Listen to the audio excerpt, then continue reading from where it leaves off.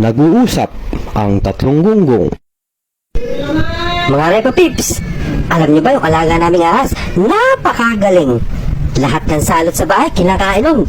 Daga, ipis, anay, pati nga lamok, kinakain din eh. Ha? Pati lamok? Aba, ibang klase yung ahas mo. Baka may lahing butiki yan.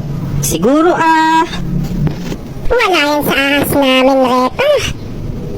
Ano? May alaga rin kayong ahas? Oo Alam niyo yung ahas na yun? Lumalabas ng bahay yun. Pagdating nun, may dala ng manok yun. Kaya parati kaming may ulam. Walastik naman na yan. Grabe na may ahas, no? Buti hindi nagagalit yung kapitbahay nyo. Pati manok nila. Pinakain. Hindi Edit-tulok lang sila nun. Lupit ng ahas yung mga pare. Pero wala pa rin pinatbat sa ahas namin pare yan. Yung ahas namin, lumalabas din ng bahay yun.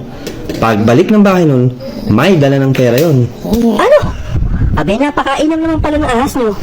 Hindi niya nilalakaw yun? Hindi legal yun eh. Kalupit naman ng ahas na yan. Nasaan ba yung ahas niyo na yan? Andun sa bahay. Yung tito ko. Bakit nadama yung tito mo? Yun yung ahas namin. Ha? Paano naging ahas yun? Cobra yun eh. Obrador ng wedding.